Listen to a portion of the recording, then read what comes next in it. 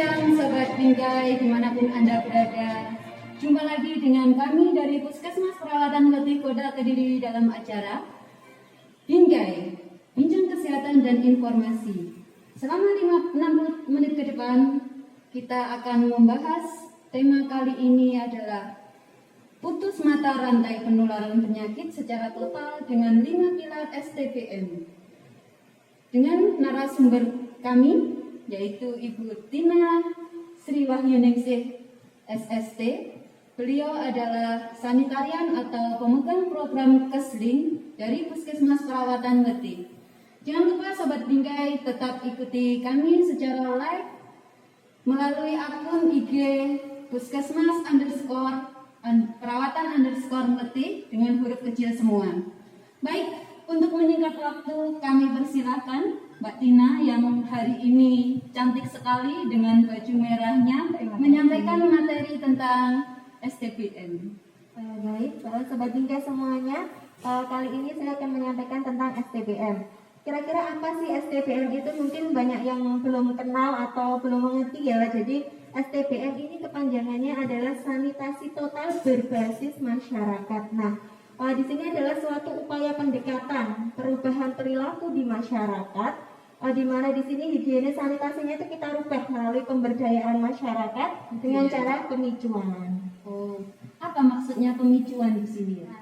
Jadi pemicuan di sini adalah kita menumbuhkan budaya malu ataupun mereka istilahnya itu jijik nantinya dengan perilaku mereka saat ini yang mungkin masih belum mengenal STPM. Jijik terkait dengan kalau di pikiran saya ya Mbak Tina ya, STPM itu berkaitan apakah selalu dengan jamban atau ada kegiatan yang lain? Tidak, jadi pemicuan di sini kita STPM itu ada 5 pilar, Mbak. Ya. Jadi prinsip pemicuan dulu ya. Jadi untuk prinsip pemicuan di sini adalah kita itu tidak boleh memaksa, tidak ada subsidi, kita tidak boleh menggurui. Nah, jadi semuanya itu totalitas dari masyarakat. Jadi apapun permasalahan yang ada di masyarakat, mereka sendiri yang nantinya akan menyelesaikan masalah itu sendiri. Jadi kita petugas puskesmas hanya sebagai fasilitator saja. Pendamping gitu ya maksudnya. Betul, Jadi ya. mereka mengenali masalahnya sendiri. Iya, betul. Itu. Sekali ya program ini ya. Ya, alhamdulillah ini program nasional dan ada pun dasarnya, Mbak. Jadi dari STPM ini ada 2 dasar, yaitu Permenkes 852 tahun 2008 tentang strategi nasional STPM. Kemudian ada Permenkes lagi nomor 3 tahun 2014 tentang STPM. Nah, jadi ya. Di antara 5 pilar ini tadi ya, pilar yang ke-1 sampai ke-5 itu meliputi apa saja Mbak Tina? baik, jadi ada 5 pilar STPM. Yang pertama adalah SPS. Jadi stop buang air besar di sembarang tempat. Contoh di sungai ya. Atau di sungai, mungkin di kolam ataupun di kebun. Ada ya masihan buang air besar di kolam? Nah, mungkin ini kalau di kolam tidak secara langsung biasanya, Mbak. Jadi ada bangunan semacam gedek itu ya, nanti dibuat di dalam di bawahnya itu langsung lele, kolam lele. Jadi begitu keluar langsung dimakan lele. Nah, itu banyak kita Lele itu saya makan. Nah, itu kita tidak tahu juga, makanya kita juga perlu waspada di situ. Iya. Jadi untuk pilar yang kedua yakni tentang cuci tangan pakai sabun. Apalagi masa pandemi ini ya, kita memang harus wajib cuci tangan. Oke. Kenapa sih kita harus sering-sering cuci tangan? Jadi memang tangan kita ini kan untuk kegiatan aktivitas apapun kita menggunakan tangan. Nah, ini memang tangan ini adalah media penularan penyakit yang paling besar. Makanya di masa COVID ini pun kita tidak boleh berjabat tangan. Banyak penyakit berbasis lingkungan yang disebabkan oleh tangan kita yang kotor. Contohnya ya seperti diare, ispa. Selain itu juga ini ya, kita nggak tahu misalkan tangan ini kita pakai buat pegang apa saja. Kita memang harus cuci tangan ya. Kadang lupa kita nggak cuci tangan asal cuma makan ya. Ya. Memang perilaku itu tidak bisa kita rubah dengan cepat. Memang butuh proses. Nah, prosesnya nggak hanya setahun 2 tahun, bertahun-tahun. Maka dari itu kita pemberdayaan STPM ini kita lakukan rutin tiap tahun untuk masyarakat. Nah, kemudian ada pilar yang ketiga yaitu tentang penyediaan dan pengelolaan air minum dan makanan rumah tangga yang aman. Karena memang kebutuhan daripada manusia hidup ini kan makan dan minum ya. Tapi kualitasnya juga perlu kita perhatikan agar kita lebih sehat. nggak bisa ya kalau zaman dulu itu saya ini kan orang desa. Ya betul. Kita minum itu dulu ada Ya. gentong besar. Kendi itu ya Mbak ya. Bukan gentong. Gentong itu tempat menyimpan air minum Mbak Tina. Oh iya. Nah itu kita kalau minum pakai itu airnya kan dingin. Dulu belum ada kulkas mungkin ya. Iya. Seger. Habis dari sawah itu Ambil orang dari desa situ. ambil minumnya dari situ. Langsung diminum. Iya. Nah itu kan kurang bagus ya, benar dia sumber air bersih tapi belum memenuhi syarat untuk air minum. Nah makanya di dalam STBM ini kita atur juga pengelolaan air minum yang baik. Ya, ini contohnya ya dengan perebusan, kemudian sistem sodis. Nah ini bukan sadis ya, sodis. Fodis ya. Sodis. Sodis. Ya. Ini proses yang bagaimana kalau boleh tahu? Jadi Untuk kalau sobat bingkai semua ya, Biar tahu. bagaimana minum air bersih yang sehat dan layak. Ya, nah, jadi kalau untuk merebus ini kan suatu proses yang biasa dilakukan oleh masyarakat. Nah, kalau sistem sodis di sini memang kurang begitu familiar karena ini sistem dengan penjemuran, Mbak. Jadi air bersih yang kita dapatkan itu ditaruh di dalam botol bersih seperti ini ya. Kemudian kita jemur di bawah terik matahari. Nah, kalau benar-benar mataharinya terik itu kita cukup menjemur 6 menitan. Tapi kalau kondisi berawan itu 6 sampai 8 menit. 6 sampai 8 menit. Betul. Saya tanya lagi ya, mungkin sebelum nanti sobat bingkai ikut bergabung dengan kami, jangan lupa ya tetap lewat IG melalui akun kami puskesmas_perawatan_meti dengan huruf kecil semua. Jika sobat bingkai semua ingin bertanya tentang apa itu STBM, bagaimana itu kualitas air minum, bagaimana cara menjaga kesehatan lingkungan, bisa langsung chat secara langsung, nanti akan ditanggapi oleh narasumber kita Mbak Tina Kesling, ini kerennya ya. Dan kembali lagi Mbak Tina, tadi dijemur ya, adakah syarat khusus wadah untuk tempat penjemuran air ini? Apakah harus ditutup? Apakah tidak boleh pakai botol plastik? Karena saya tahu di beberapa kemasan itu kan ada yang tidak dianjurkan untuk bukan food grade ya, namanya. food grade namanya. Ya, itu bagaimana syaratnya terkait ini? Baik, jadi untuk lebih amannya memang kita cari botol yang food grade, Mbak. Jadi benar-benar itu dikhususkan untuk makanan. Jadi sumber air bersih kita pastikan ya benar-benar yang bersih. Jadi syarat sumber air bersih di sini adalah tidak berwarna, tidak berbau, dan tidak berasa. Tidak berasa. Ada 3 syarat mutlak ya. Nah, jadi kalau kelihatan butek ya itu namanya bukan air bersih, ataupun mungkin ada sedikit bau, nah itu bukan air bersih juga. Oke. Baik, ini kita menarik sekali ya semakin kesini. Lagi Mbak Tina.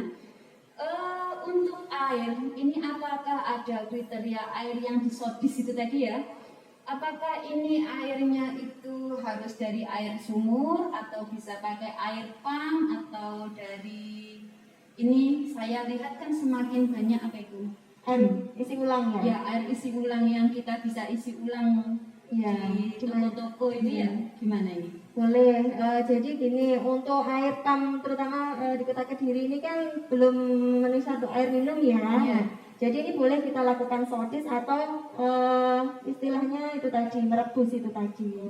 Kemudian kalau untuk air dam, nah di sini kita juga di masyarakat ini kan sudah banyak menggunakan air dam. Nah, untuk lebih amannya sebaiknya direbus dulu juga, karena kita tidak tahu filter yang digunakan untuk dapat air minum di sini itu masih dalam batas istilahnya memenuhi syarat atau enggak. Seperti yang kita tahu bahwa kita tiap tahun kan juga melakukan pengambilan sampel air dapat air minum ya Mbak ya. Nah ini terkadang juga mereka ada yang tidak memenuhi syarat daripada air minum karena mungkin di sini UV-nya mati, waktunya mengganti, atau mungkin filternya juga ada kebocoran. Nah, itu kita juga rutin melakukan pembinaan ke depot-depot air minum yang ada di wilayah kerja puskesmas ini. Gitu. Terima kasih ya. Itu tadi pilar ketiga. Ya baik. Dan selanjutnya pilar keempat. Jadi pilar yang keempat adalah penanganan sampah rumah tangga. Nah, ini sampah ini menjadi permasalahan nasional bahkan internasional. Utamanya sampah plastik. Nah, kemarin kan sempat ada gerakan ini ya dilarang menggunakan kantong plastik. Nah, memang karena tumpukan sampah ini per harinya itu bisa bertonton Mbak sebenarnya di TPA. Nah untuk itu kita di rumah tangga pun harus pintar-pintar untuk melakukan pengelolaan, yakni dengan melakukan pemilahan, kemudian pembuatan kompos. Nah itu kalau kita lakukan secara mandiri, insya Allah TPA di Kota Kediri ini tidak sampai membludak gitu. Kendalanya ini untuk Sobat Bingkai semua ya. Saya melihat sampah itu sepanjang jalan kadang itu mereka buang di tengah-tengah kebun, di tengah-tengah sawah, dan kebanyakan itu kalau kita amati plastik ya. Sekarang meskipun kita gerakan apa ya kemarin itu Ada bank sampah sekarang. bank sampah, kemudian ada gerakan meminimalkan penggunaan Plastik. plastik. Iya. Tapi ternyata masalah ini sampai saat ini pun masih menjadi kendala.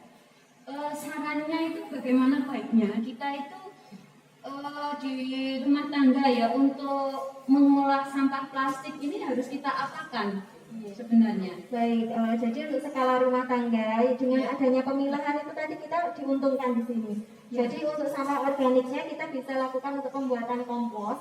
Kemudian untuk sampah yang bisa didaur ulang semacam botol-botol ini nanti bisa kita jual Mbak. Nah mereka kan nantinya akan disetor ke pabrik untuk didaur ulang. Jadi selain bersih juga meningkatkan mungkin ekonomi keluarga. Iya betul. Bank sampah kemarin sempat Iya. ada bank sampah kita tukar dengan kuota di masa pandemi ini. Iya. Mungkin Sobat Bingkai kita kan belajar secara daring ya. Iya.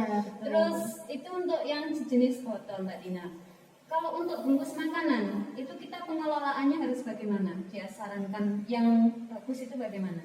Jadi ini kita selain sistem daripada pemilahan dan pengomposan ini ada sistem briket Mbak. Jadi pembuatan briket. Nah briket ini bisa digunakan untuk bahan bakar. Nah bahan daripada briket di sini adalah sampah bungkus makanan itu tadi. Itu dicampur dengan mungkin sisa daripada pembakaran kayu. Nah itu nanti kita tumbuk, kemudian kita buat sedemikian rupa, kita cetak bulat-bulat ataukah panjang-panjang, monggo silahkan. Nanti itu kita jemur. Nah itu bisa jadi briket dan bisa dijadikan semacam arang gitu loh Mbak. Oh iya. Nah mungkin bagi semacam penjual, bahan bakar ya. nah betul, mungkin penjual apa yang membutuhkan arang untuk bahan bakarnya kan bisa dimanfaatkan. Baik.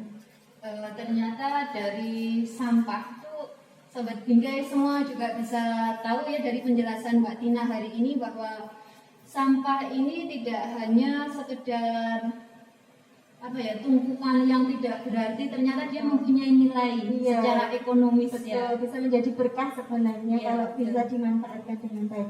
Kemudian ada pilar yang kelima Mbak, Iya, di sini yang adalah kelima. tentang penyamanan limbah cair rumah tangga.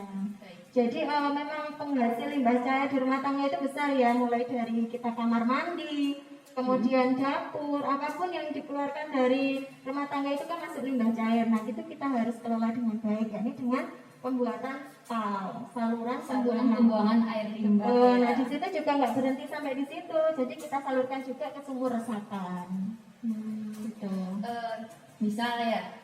Misalkan air limbah ini, Betul. kan nggak semua masyarakat kita mampu. Mungkin ada juga Sobat Bingkai yang tahu di sekitarnya limbah ini kita salurkan ke sungai. Apakah ini disarankan? Tidak. Jadi itu nanti bisa mencemari sungai. Nah kita kan nggak tahu ya, kalau kita kebiasaan mulai dari sekarang kita buang sampah di sungai, kemudian kita buang limbah di sungai, bayangan saya ke depan itu anak cucu kita nantinya bisa-bisa tidak bisa melihat sungai Mbak. Nah itu makanya kita ini ada gerakan pembersihan sungai. Ini juga masuk dalam pilar STPM yang kelima. Oke, terima kasih Mbak Tina. Mungkin sambil menunggu silakan kami tunggu Sobat Bingkai. Apa meneh hari ini ya Allah. Mas Faijo, ada Aku apa? tadi lewat kali toh. Terus Ujuk. Di kali itu orang-orang iseng bosku. lah kowe nyapu incing-incing nang kali barang. Aku ini nggak mau. Gak sengaja nggak. Terus nyawan bosku. Terus? Ya tak salah. Lah kok sampel lah apa kamu tarani. Tak parani. Wong ini situ kayak bosku. Ya ora apa-apa toh, sebagai petugas kesehatan yo menegurkan yo lebih baik. Isin. Aduh. Berarti kalau muda nggak izin Mas Faijo. Tenang nih. Ini tenang nih sing kok gak cuma itu. blok terus jelok itu apa ya? Wes ngatur nuwun lho ya wes di. Oke, Mas. Apa selesai? Oke, terima kasih Mas Paijo. Ada Mas Paijo. Baiklah, Mbak Tina saya terkejut sampean. Iya, saya juga kaget, Mbak. Gimana ini Mbak Tina? Mas Paijo kok laporan seperti ini? Apakah ini juga masuk 5 pilar STPDM tadi ya? Betul. Jadi kasus seperti ini Pilar ke-1 ya? Betul, pilar ke-1 stop BAB sembarangan. Nah, dari laporan seperti ini tuh saya juga istilahnya percaya atau enggak ya, karena kita tiap tahun kan juga melakukan monitoring STPM ini dibantu oleh ibu kader yang ada di wilayah Puskesmas Mate. Nah, berdasarkan dari evaluasi monitoring STBM di sini itu kita sudah ODF Mbak. Jadi open defecation free itu sudah nggak ada lagi masyarakatnya yang BAB di sungai. Berarti saya perlu klarifikasi lagi ke wilayah Dengan infonya Mas Paijo tadi ya. Kegiatan Mas Paijo ini kan yo sambil jalan tadi kegiatan nanti cuma isu toh warga kita sendiri itu kan banyak yang jadi petani Mbak. Nah, sayangnya kan juga dekat dengan sungai. Betul, terima kasih. Kita ini sudah banyak sekali pertanyaan yang masuk, Mbak Tina nanti sambil jalan ya. Ini dari Yohanitan. Pertanyaannya ini mungkin terkait dari pilar ketiga ya. Air minum itu bagus dari air kodokan, mungkin direbus ya sendiri atau air mineral kemasan. Sekarang banyak sekali ya air kemasan itu dengan berbagai merek ya, nggak boleh disebut ya. Iya betul. Jadi dua-duanya ini benar Mbak. Jadi istilahnya aman untuk kita. Asalkan cara itu tadi perebusannya harus benar. Karena perebusan air itu sendiri ada ketetapannya, jadi nggak asal godok gitu aja. Sampai menutup-menutup, biasanya ibu saya dulu bilang kalau airnya menutup-menutup Dimakani. ya ada nih angkat Nah itu salah Mbak. gitu ya. Iya, jadi yang benar itu di masyarakat harusnya kalau airnya masih meletup-letup itu kita tunggu lagi 3 menit. Jadi memastikan Dengan dari mengecilkan api atau tetap tetap api dalam kondisi tetap. Jadi kita pastikan di situ nanti suhunya mencapai 85 derajat. 95 85. 85 derajat. Betul. Di situ. Nah, kalau sudah seperti itu insya Allah aman. Karena memang bakteri yang ada di air ini kebanyakan adalah memang E. coli ya. Seperti yang kita tahu bahwa jarak septic tank dengan sumber air bersih itu kan minimal 10 meter. Nah, di sini kan memang kadang ada di masyarakat yang jaraknya kurang dari itu. Nah, makanya kita tekan angka diare di sini dengan cara perebusan itu tadi. Jadi bisa diakali ya. Betul. Menyambung dari jarak jamban ini tadi Mbak Tina, saya mau tanya. Sekarang ini kan banyak pemukiman penduduk ya, perumahan-perumahan ya. Perumahan ini merambah ke wilayah desa, sekarang banyak perumahan-perumahan di pinggiran ya. Kita tahu untuk di perumahan itu sudah dikapling-kapling ya. Nah ini kita bagaimana mengaturnya kalau ada ketentuan pengaturan jarak septic tank ini bagaimana? Nah, sebaiknya gini, sebelum kita mengambil perumahan kita tanyakan dulu. Di situ ada IPAL komunal apa enggak? IPAL komunal. Jadi instalasi pengolahan air limbah komunal. Di mana komunal ini bisa dipakai untuk beberapa rumah. Nah, ini dipakai biasanya untuk lahan-lahan sempit. Nah, seperti perumahan itu tadi. Nah, kalau memang di perumahan itu tidak ada IPAL komunal, kita bisa mengakali mungkin dengan rundingan dengan anggota keluarga yang lain. Tetangga ya. Iya, betul. Jadi mereka nanti bangun septic tanknya di depan ataukah di belakang. Kalau di belakang ya di belakang semua septic tanknya. Sumber airnya itu nanti tergantung kita pengambilan air tanahnya ya. Iya betul, pengeborannya itu tadi. Untuk pengeboran ini apakah ada syarat ya berapa kedalaman air tanah yang disarankan Mbak Tina? Jadi kalau batas pengeboran di sini tidak bisa dipastikan ya Mbak ya, karena memang struktur tanah di wilayah kita ini kan berbeda-beda. Ada yang kadang sudah 1 meter itu sudah muncul air, kemudian ada beberapa meter baru muncul air. Nah itu kita tergantung daripada situasi dan kondisi tanah tersebut. Pokoknya kalau nanti sudah keluar, istilahnya kan dari tanah liat itu kan masih butet ya Mbak ya. Nanti biasanya di bawah tanah liat itu ada lapisan semacam pasir. Nah kalau sudah ketemu pasir, insya Allah air itu sudah aman ya. Iya. Baik, terima kasih. Oke Mbak Tina, saya lihat di sini kok ada figura, ada vandal. Kira-kira ini cerita tentang apa ini? Nah, Ini alhamdulillah ini tahun kemarin ya Mbak ya. Jadi Iya. Kota Kediri itu mengikuti ajang STPM Award Pilar Iya. 1. Iya. Ya, ini menyatakan bahwa Kota Kediri ini sudah ODF. Jadi sudah nggak ada lagi masyarakatnya yang buang air besar di sembarang tempat. Nah, alhamdulillah dari 2 nominasi kita mendapatkan kota SBS dan sanitarian terbaik.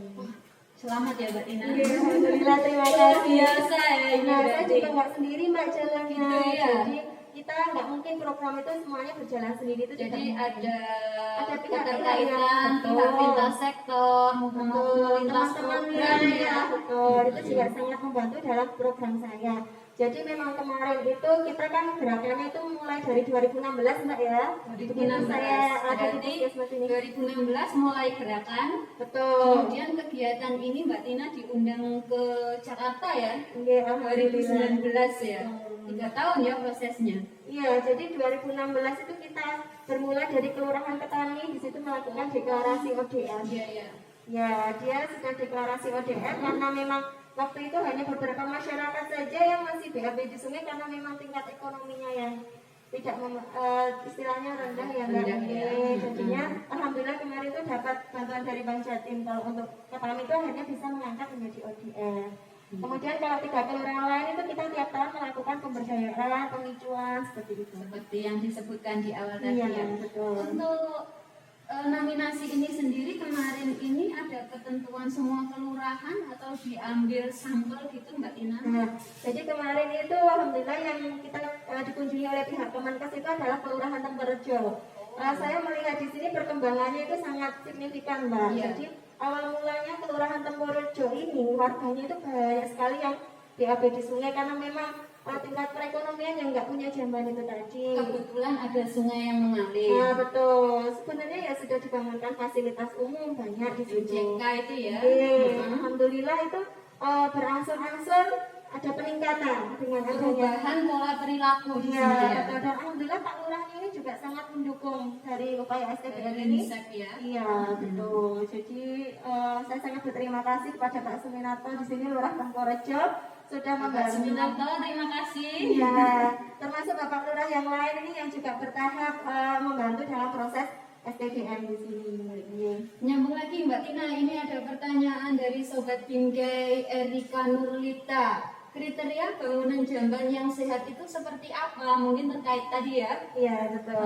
Jadi bangunan jamban itu juga ada kriterianya Mbak, di mana Iya. syarat daripada bangunannya itu ada bangunan. Jadi ada atap, Selain kemudian jarak ya, dinding. selain jarak ada atap, ada dinding. Ya itu untuk melindungi kita kan nggak mungkin kita BAB terus dilihat orang kan dari segi estetika, dari segi agama kan Iya. juga kurang bagus. Nah kemudian lantainya itu juga harus kedap air. Kenapa harus kedap air di sini? Karena nantinya kalau tidak dibuat kedap, air rembesannya kalau langsung masuk ke dalam tanah itu bisa mencemari sumber air bersih kita. Rembes ya. Iya.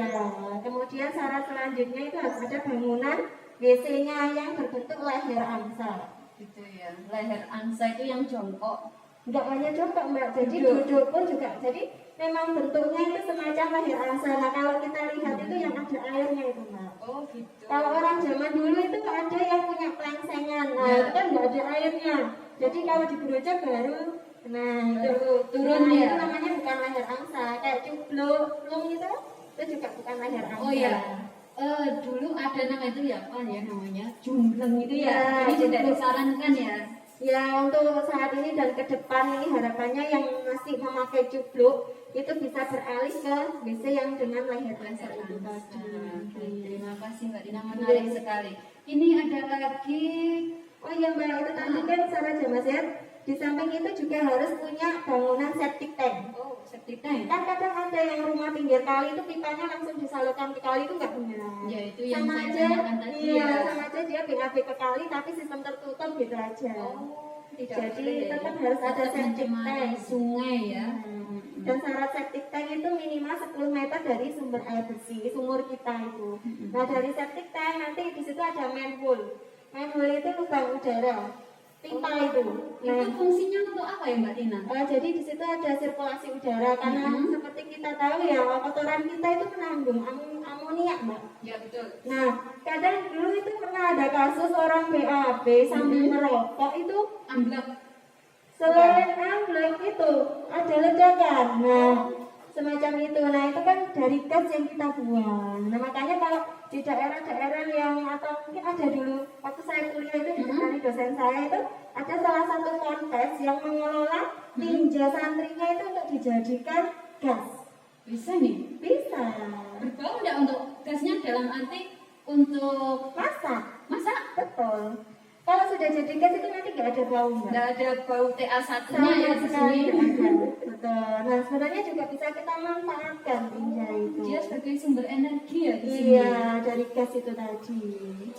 Nah, kemudian selain itu dari septic tank tadi harus kita salurkan lagi menuju ke sumur resapan. Nah, sumur resapan ini yang dirasa airnya itu sudah aman karena sudah tersaring di dalam septic tank itu tadi. Berarti kita butuh dua.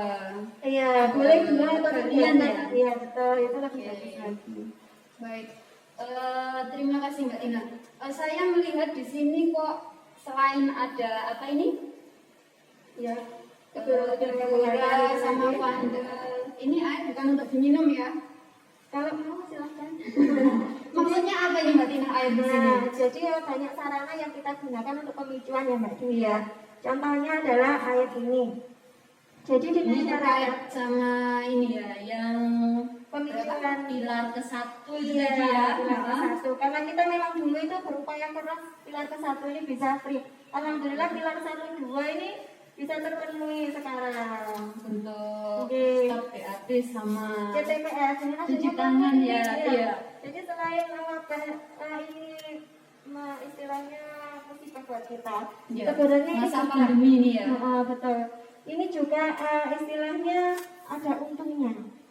Jadi untungnya di semua jalan-jalan fasilitas umum itu banyak sarana cuci tangan. Nah ini Berarti membantu ada- di pilar kedua. ada hikmah di balik musibah. Alhamdulillah ya. Apapun itu Sehingga sebenarnya harus kita ini syukuri. tercapai, ya. Iya.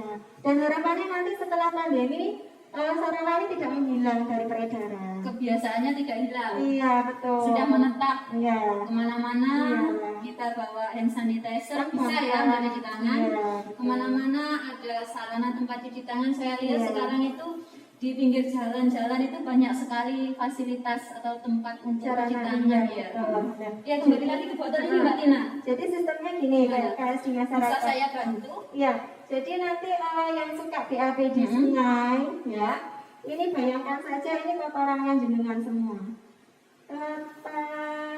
Nah, di sini. Ini sedikit, lama-lama kan bertambah. Nah, di sini, coba diangkat Mbak, Nggih, coba diangkat. Nah, itu dibayangkan aja kotoran kita. Nah, Boleh dikocok boleh silakan dikocok. Nah, kayak sirup ya. iya, kalau mau diminum silakan. Kira-kira Mbak Dwi kalau membayangkan ini kotoran kemudian bercampur dengan air gimana Mbak? Enggak lah.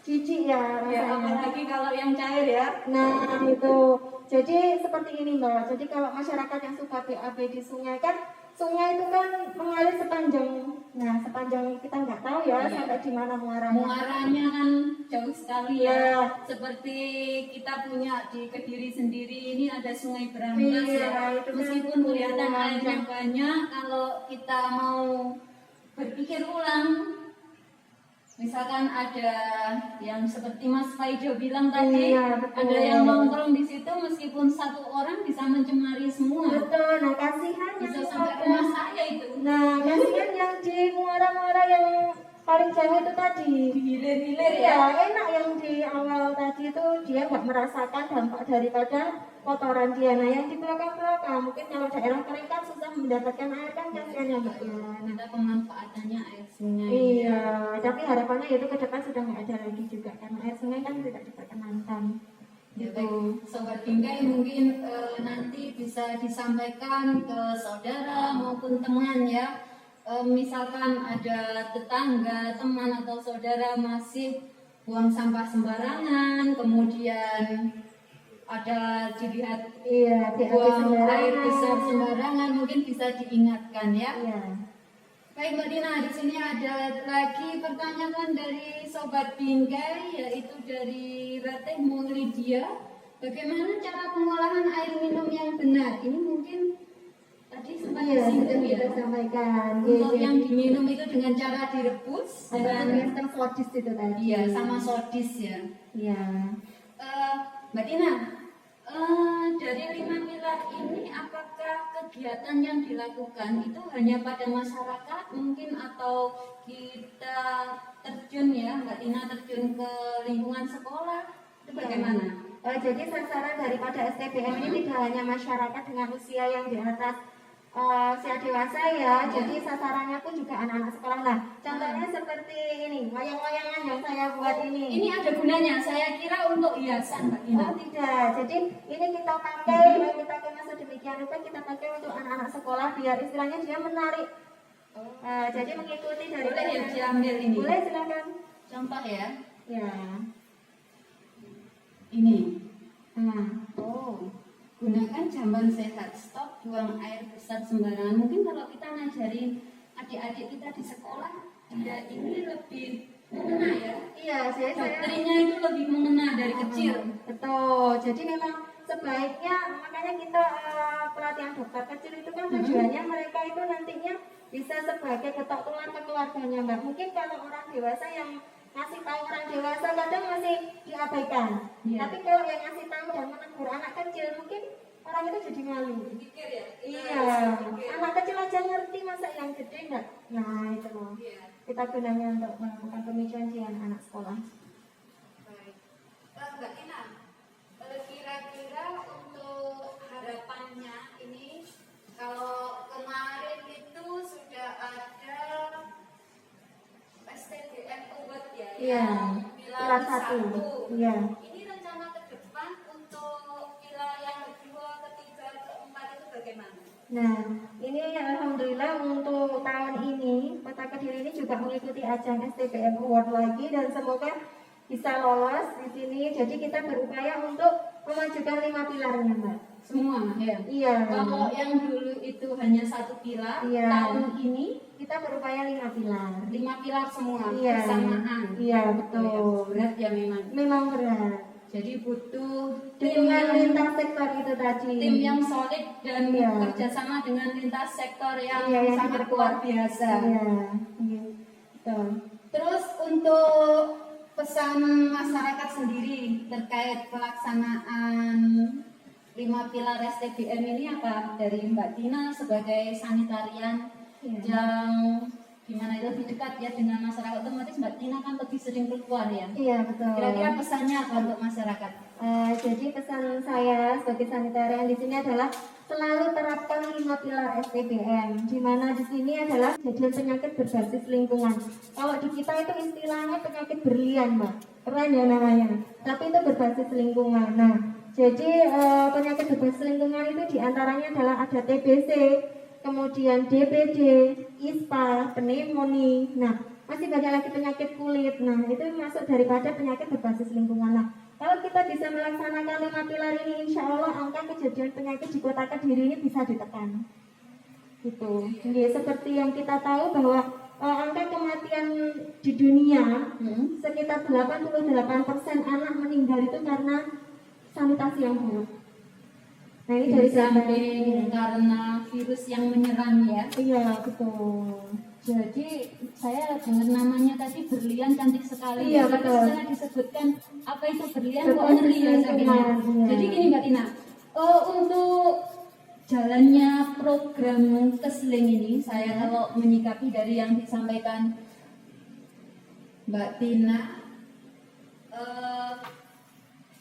selain dari pencegahan penyakit yang dilaksanakan di puskesmas itu, di sini ternyata Kesling itu kesehatan lingkungan sangat berperan besar sekali ya. Iya, betul. Harapannya dari kegiatan yang sepele kita cuci tangan ternyata bisa mencegah banyak penyakit. Iya, betul. Baik. Ini ada pertanyaan dari Maria Wisana. Tanya Mbak Tina, sampah boleh dibakar apa tidak? Asapnya kan tidak bagus. Nah, di sini memang ini kan kebiasaan masyarakat kita ya, karena mungkin sarana TPA atau TPS yang jauh dari rumah. Nah, memang di sini banyak ditemui di masyarakat itu rata-rata ada yang dibakar. Nah, ini tidak kita sarankan karena ini bisa mencemari kondisi udara di sekitar kita. Nah, seperti kita kan sudah ada mungkin pabrik-pabrik ya Mbak ya, itu kan sudah Ya. mengotori kualitas udara. Nanti kalau kita tambah dengan pembakaran-pembakaran, nah nanti apa jadinya kualitas udara di lingkungan kita. Nah, itu tidak kita sarankan. Baik ya, Betul. mengganggu sekali. Kira-kira untuk mungkin gini ya, sobat bingkai semua sering melihat untuk pembakaran sampah ini sering satu kadang kita berangkat kerja itu pandangan bisa kabur juga ya. Iya, mengganggu, bisa menimbulkan kecelakaan juga loh Mbak sampah itu sebenarnya. Apa ada hubungannya dengan kebakaran hutan ya? Iya, mungkin itu awalnya kan juga mungkin bisa jadi petugas yang ada di hutan merompok atau gimana. Ya. Kemudian dia membuangnya begitu saja. Nah, akhirnya kan bisa merambah kemana-mana. Nah, itu adalah bagian dari perilaku sebenarnya. Baik, Tina, ini ada pertanyaan dari Sobat Bingkai, yaitu dari Jumadi 47. Untuk mendapatkan air bersih yang sehat dari air bawah tanah, kedalamannya berapa meter? Juga jarak dengan resapan air pasca septic tank. Oh, ini tadi Mungkin sebenarnya iya, sudah kita belum bergabung. iya betul. Baik, kita jelaskan lagi saja Mbak, nggak apa-apa. Ya, kita Nah, jelaskan ulang. ya, jadi untuk sumber air bersih yang sehat itu memang ada aturannya ya. Jadi syarat daripada sumber air bersih itu ada jaraknya Mbak. Jadi dengan septic tank ini jaraknya minimal 10 meter. Minimal 10 Dari meter. resapan pun seperti yang dari Sepal itu tadi syaratnya juga 10 meter. Minimal. Minimal ya. Jadi Iya. Sobat Bingkai semua, untuk jarak resapan dari sumber air tanah kurang lebih 10 meter. Iya, betul. Dengan kedalaman Kalau kedalaman seperti tadi lihat kondisi tanahnya kan lihat iya yang berbeda-beda. dataran tinggi maupun Iya, dataran rendah, iya, kedalamannya betul. Baik, terima kasih Mbak Tina. Untuk kedepannya kira-kira harapan yang ingin disampaikan kepada Sobat Bingkai semua Iya. bisa disampaikan Mbak Tina? Baik, dengan melakukan 5 pilar STBM tadi kan kita bisa menekan angka kejadian penyakit ya di wilayah kita, khususnya Kota Kediri. Kemudian dengan memutus mata rantai penularan penyakit, kita bisa mewujudkan generasi yang sehat, cerdas dan berkualitas. Nah, ini terkait dengan kasus stunting yang ada Mbak ya, ini juga karena sanitasi yang kurang bagus. Kemudian dengan merubah perilaku itu memang sangatlah sulit, tapi kita cobalah mulai dari sekarang, dari diri kita sendiri untuk anak didik kita ke depan. Insya Allah nanti bisa menguntungkan, dan dengan lingkungan yang bersih insya Allah kesehatan akan kita dapatkan. Dan marilah kita dukung Kota Kediri menjadi kota STBM dalam ajang STBM Award tahun 2020. Tetap semangat ya. Ya, ada salam STBM-nya Mbak. Gimana salam STBM? Jadi salam STBM, lebih bersih, lebih sehat. Salam STBM lebih Lebih bersih, bersih, lebih sehat. Betul. Baik, terima kasih Mbak Tina atas Ya, waktu dan sama-sama. kesempatan yang disampaikan. Mohon maaf mungkin Sobat Bingkai semua ada pertanyaan yang belum kita jawab di sini, mengingat waktu kita sudah sangat terbatas. Kami mohon undur diri dan jangan lupa untuk pertanyaan yang masuk nanti akan kita tanggapi secara offline. Jangan lupa tetap salam sehat,